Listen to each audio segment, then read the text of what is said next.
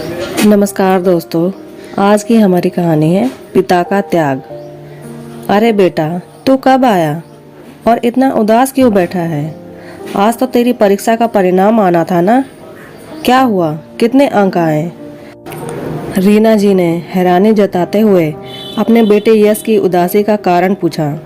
तो यश ने निराश होकर कहा, माँ, मैंने फर्स्ट डिवीज़न से परीक्षा पास की है। अरे, यह तो खुशी की बात है ना, माँ ने चहकते हुए कहा। वो बात यह है कि मेरे दोनों दोस्त आगे की पढ़ाई के लिए विदेश जा रहे हैं।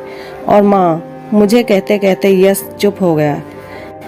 अच्छी तरह जानता जो था अपनी माँ को और घर की आर्थिक स्थिति को।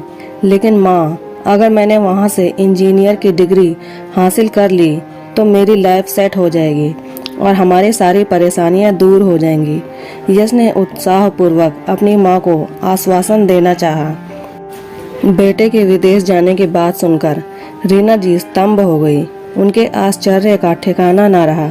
ये विदेश में पढ़ाई करने की बात तूने सोची भी कैसे? भाई, यहाँ इतने अच्छे कॉलेज हैं, पढ़ाई तो तू यहाँ रहकर भी कर सकता है। और फिर तुझे तो पता है माँ बाबूजी हमारी पढ़ाई का खर्चा कितनी मुश्किल से उठा रहे हैं। अपनी माँ को परेशानी की हालत में देखती हुई बेटी रोशनी कड़कते स्वर में बोली, बेटा, तुम्हारी पढ़ाई लिखाई के खर्चों के कारण यह मकान पहले से ही गिरवी पड़ा है। हमें तो यह भी आशा नहीं है कि इस मकान की हम कभी कर्ज चुका पाएंगे भी या नहीं। तेरे पिताजी के डेयरी के व्यवसाय से तो केवल हमारा रोजाना का खर्च निकलता है, और फिर विदेश जाने का खर्च उठाना तो हम सोच भी नहीं सकते। वहाँ की पढ़ाई पर तो और भी अधिक खर्च आएगा। माँ, आप समझ नहीं रही हैं मैं क्या कहना चाहता हूँ। इस समय लिया गया एक सही फैसला मेरी आने वाली जिंदगी को आसमान की ऊंचाइयों तक ले जा सकता है। वहाँ से पढ़ाई करने के बाद सफलता मेरे कदम चूमेगी, हमारी ज़िंदगी बदल जाएगी।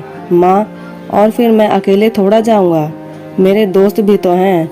जब उनके माता पिता को उनके विदेश भेजने में कोई हर्ज नहीं है तो आपको क्या परेशानी है? पर बेटा, तेरी बहन की भी पढ़ाई का खर्चा है, थोड़ा समझने की तो कोशिश कर। माँ, आप तो बस खर्चे की रट लगाए रहती हैं, एक बार मेरी बात मान कर तो देखिए। अरे, मैं जुआ खेलने थोड़ी जा रहा हूँ, बस अपनी पढ़ाई के लिए पैसा खर्च करने को कह रहा हूँ। जब मैं कमाने लगूंगा तो आप लोगों के सारे कर्ज उतार दूंगा। क्या बातें चल रही हैं माँ बेटे में।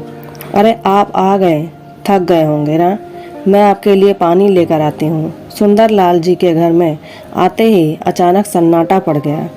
पानी देते हुए रीना जी बोली, आप ही समझाइए अपने बेटे को, इसके साथ और अब बहस करना मेरे बस की बात नहीं है।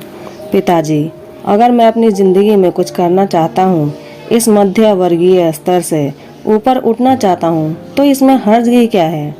अब मैं अपनी खुशियों को और मारकर जीना नहीं चाहता। मेरे भी कुछ इच्छाएं हैं जिन्हें मैं पूरा करना चाहता हूँ। बेटा, तो किसने मना किया है? साफ साफ बताओ, क्या कहना चाहते हो? विदेश में पढ़ाई करने की जिद किए बैठा है आपका लाडला। मैं पूछती हूँ, आखिर इतना पैसा आएगा कहाँ से?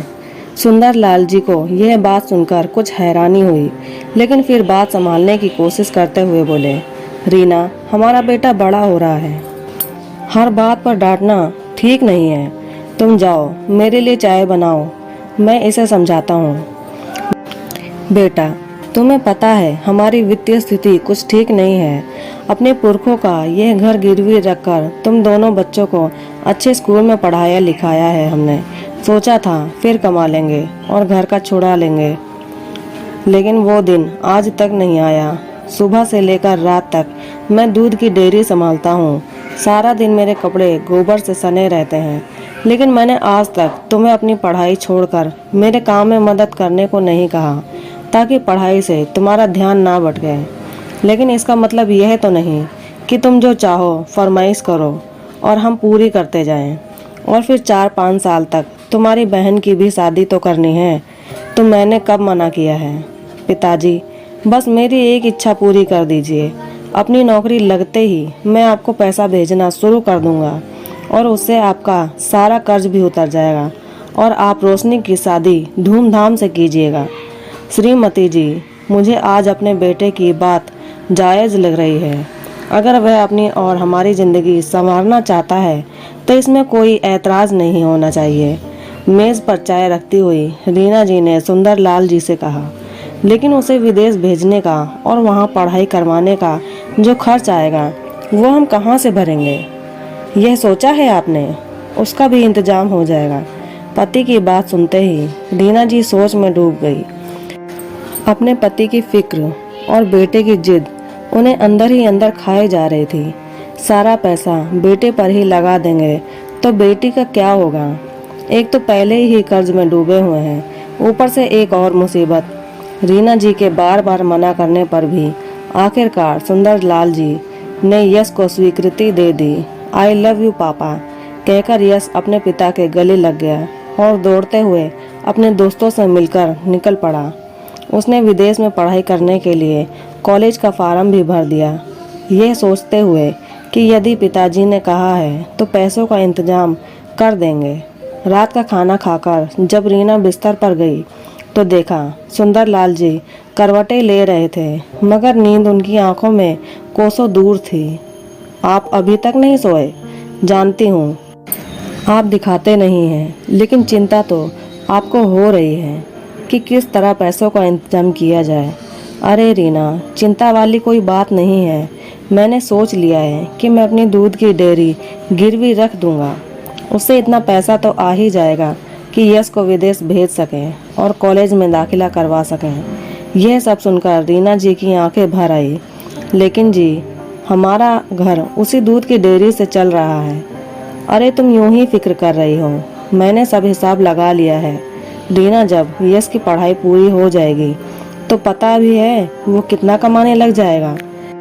इतना पैसा घर में आएगा कि आज तक का सारा कर्ज उतर जाएगा। हमारा घर भी छुड़ा लेंगे और दूध की डेयरी भी। अपनी ज़िंदगी तो जैसे तैसे कट ही जाएगी, लेकिन अपने बेटे का करियर बन जाए और दोनों बेटों की ज़िंदगी संवर जाए तो मेरी ज़िंदगी का मकसद पूरा हो जाएगा। उसके बाद मौत भी आ जाए तो कोई गम नहीं। सुनते ही उनकी पत्नी का दिल भर आया और रूंधे गले से कहने लगी, यह आप क्या कह रहे हैं? मुझे तो केवल आपका ही सहारा है। आप हैं तो मेरा चेहरा चमकता है। कहते हुए रीना जी की आंखें भर आई। ठीक है, आपकी जो इच्छा हो वो कीजिए, मैं आपको मना नहीं करूँगी, लेकिन आगे से ऐसी बातें जुबान पर लाए तो मुझसे बुरा कोई नहीं होगा।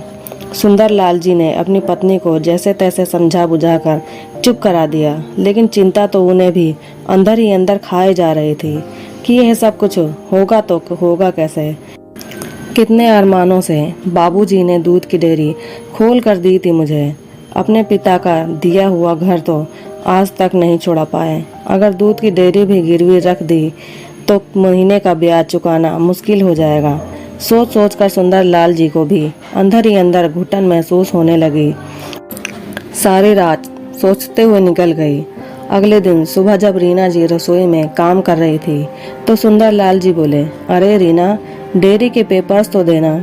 रीना जी का दिल बैठा जा रहा था, फिर भी उन्होंने जैसे तैसे कागजात निकाल कर अपने पति के हाथों में थमा दिए। रीना, मैं पहले बैंक जा रहा हूँ, लोन के लिए अप्लाई करना है, उसके बाद डॉक्टर को दिखाने जाना है, तो थोड़ा समय लग जाएगा। रीना जी घबरा गई। क्या हो गया जी आपको? अरे कुछ गंभीर बात नहीं है, कल की हल्की सी घुटन महसूस हो रही थी तो सोचा डॉक्टर को दिखा दूं एक बार, आने में देर हो जाएगी तो चिंता मत करना। कहते हुए सुंदरलाल जी निकल गए। रीना जी अपने पति को संवालिया नज़रों से देखती रही। उनके चेहरे पर चिंता की लकीरें वह साफ देख पा रही थी, लेकिन कुछ भी कर पाना उनके समर्थ में नहीं था। शाम को जब सुंदरलाल जी थके हुए घर पर लौटे, क्या हुआ, क्या कहा डॉक्टर ने? रीना जी ने पूछा तो सुंदरलाल जी कहने लगे, अरे कुछ नहीं, उल्टा सीधा कुछ खा लिया था जिसके कारण एसिडिटी हो गई थी। डॉक्टर ने दवाई दे दी है, अब मैं ठीक महसूस कर रहा हूँ, तुम चिंता मत करो। दरअसल सुंदरलाल जी को दिल की बीमारी हो चुकी थी और डॉक्टर ने उन्हें हार्ट सर्जरी करवाने की सलाह दी थी, लेकिन पैसों की कमी की वजह से हार्ट सर्जरी कराना अभी असंभव था। पत्नी और बच्चे चिंता करेंगे, ये सोचकर घर पर किसी को कुछ नहीं बताया। दिन बीतने लगे। आखिर वो दिन भी आ गया जब यश को विदेश भेजने की सारी तैयारियां हो गईं। बैंक से लोन लेने की स्वीकृति मिल गई। उसके विदेश जाने के लिए टिकट बनवा दिए गए। ऊपर से कुछ पैसा यश के बैंक अकाउंट में जमा करवा दिया गया। भीगी आंखों से रीना जी और सुंदर लाल जी ने अपने बेटे को खुद से मीलों दूर भेज दिया। रीना जी और सुंदर लाल जी की आंखें उस हवाई जहाज को दूर तक देखती रही जिसमें यश बैठा था।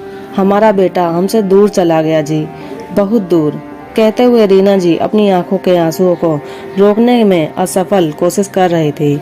सुंदर लाल जी की भी भाव विभोर होते हुए अतीत की यादों में खो गए। अभी कल ही का दिन लगता है जब यश का जन्म हुआ था। हमारे आंगन में यश की किलकारियां गूंज रही थी। कितने लाड प्यार से बड़ा किया था हमने उसे। माँ बाबूजी चला गया है आपका लाडला बेटा, यहाँ खड़े होने का कोई फायदा नहीं। रोशनी की बातें सुनकर उन दोनों को जैसे झटका सा लगा और वापस वर्तमान में आ गए। बस 3 साल की ही तो बात है, वह तो यूं ही निकल जाएंगे। रोशनी ने अपने माँ पिता की आंसुओं से भरी आंखें देखते हुए उन्हें दिलासा देने की कोशिश की। कुछ दिनों बाद फोन की घंटी बजी। अरे भाग्यवान, यश का फोन आया है, बात करो अपने लाडले बेटे से। तू ठीक तो है ना? खाना तो ठीक से खाता है ना? अपनी तबीयत का ख्याल रखना, वहाँ हम लोग नहीं हैं तेरा ध्यान रखने के लिए। कहते कहते रीना जी अचानक रोने लगी। रीना तुम भी ना, कहते हुए सुंदर लाल जी ने फ़ोन ले लिया। देखते ही देखते कुछ साल निकल गए। यश का फ़ोन आना अब कुछ कम हो गया था। आजकल तो वो फ़ोन ही नहीं करता, कुछ बताता भी नहीं है वहाँ सब कैसे चल रहा है। रीना जी चिंता भरे स्वर में बोल ही रही थी कि उसी समय यश का फ़ोन आया। माँ, मुझे नौकरी मिल गई है, बहुत बड़ी कंपनी है और पैकेज भी बहुत अच्छा दे रहे हैं। कुछ ही महीनों में हमारी सारी परेशानियां दूर हो जाएंगी। ये सुनकर माँ और पिताजी की खुशी का ठिकाना ना रहा। पिताजी तो पूरे मोहल्ले में मिठाई बांटने के लिए वहाँ से चले गए, लेकिन मन ही मन माँ अपने बेटे से दूरी बर्दाश्त नहीं हो पा रही थी। बेटा, पढ़ाई तो तेरी हो गई है, तो फिर अब यहीं आकर नौकरी करना। अब तो तुझे यहाँ भी नौकरी मिल जाएगी, लेकिन माँ, जो तनख्वाह मुझे यहाँ मिल रही है वह अपने देश में नहीं मिलेगी। मुझे कुछ समय यहीं नौकरी करनी पड़ेगी। चलो, कुछ उम्मीद तो जगी कि अब हमारा मकान और दूध की डेयरी सब कर्ज से छूट जाएगा। रीना जी ने राहत भरी सांस लेते हुए फ़ोन रख दिया। उसके बाद कुछ महीने बीत गए और सुंदर लाल जी की तबीयत भी थोड़ी बिगड़ती जा रही थी। डॉक्टर को दिखाया तो डॉक्टर ने तुरंत सर्जरी करवाने की सलाह दी, लेकिन सुंदर लाल जी ने यह सोचकर सर्जरी को अभी टाल दिया कि जब बेटा पैसे भेजेगा तब कुछ सोचेंगे। लेकिन यश का तो फ़ोन ही आना बंद हो गया।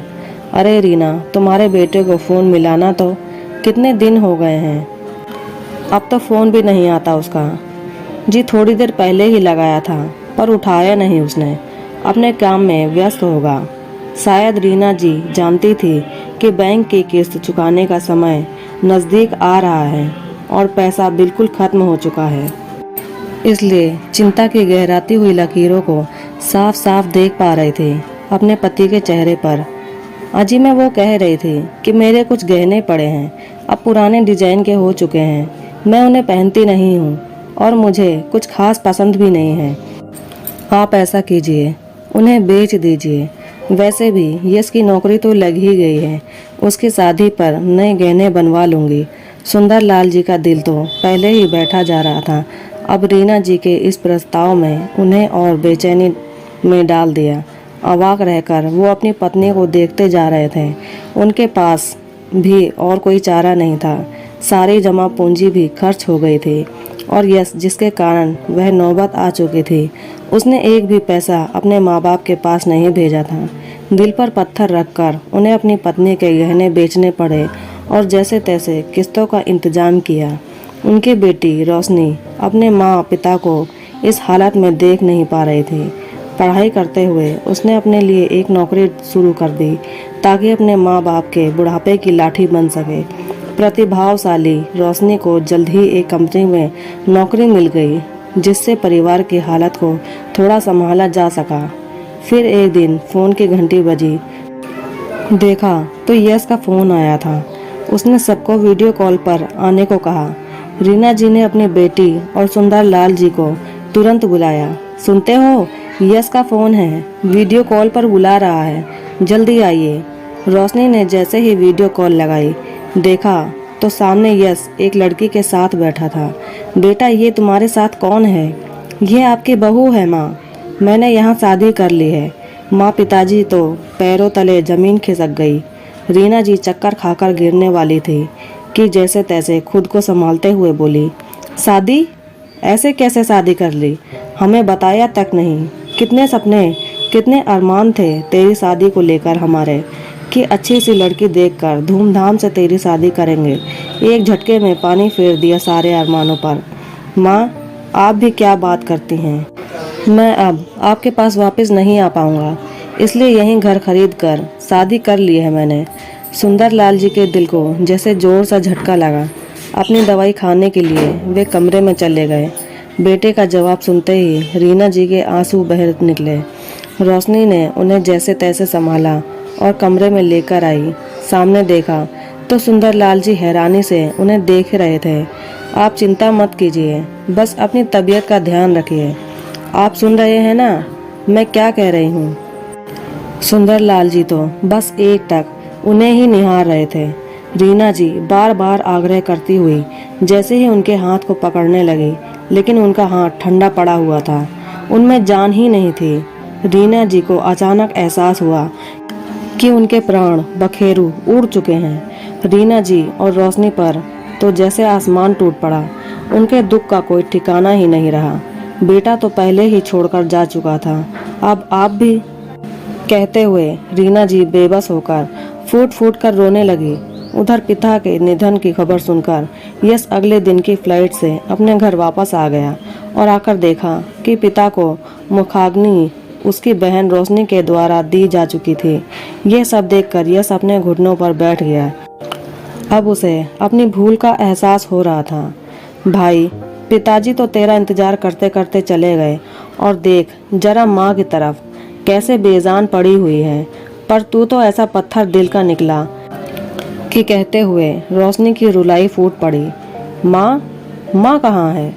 यश ने पूछा तो देखा एक कोने में निढाल सी पड़ी थी बेचारी।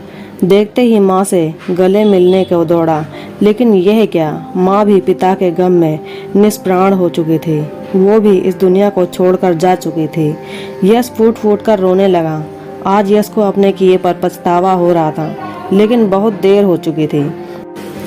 माँ बाप अपने बच्चों के लिए क्या कुछ नहीं करते हैं। उनकी हर जिद के लिए अपना सब कुछ लुटा देते हैं, अपनी सारी खुशियाँ उन पर कुर्बान कर देते हैं। लेकिन वही बच्चे बड़े होकर जब अपने पैरों पर खड़े हो जाते हैं तो अपनी जिम्मेदारियों से भागने लगते हैं। क्यों भूल जाते हैं यह बात कि माँ पिता के चरणों में ही स्वर्ग होता है। दोस्तों, मेरी एक यही विनती है कि हमारे माता पिता का हमारे जीवन में होना ही सबसे बड़ा आशीर्वाद होता है। इसलिए माता पिता के दर्द को नज़रअंदाज न करें, क्योंकि जब वे अलग हो जाते हैं तो रेशमी तकियों पर भी उन्हें नींद नहीं आती। तो दोस्तों, कैसी लगी माता पिता की कहानी? अगर अच्छी लगी तो प्लीज़ वीडियो को लाइक करें, शेयर करें और हमारे चैनल को सब्सक्राइब करें। और इन माता पिता की कहानी आपको कैसी लगी ये हमें कमेंट करके ज़रूर बताएं। धन्यवाद।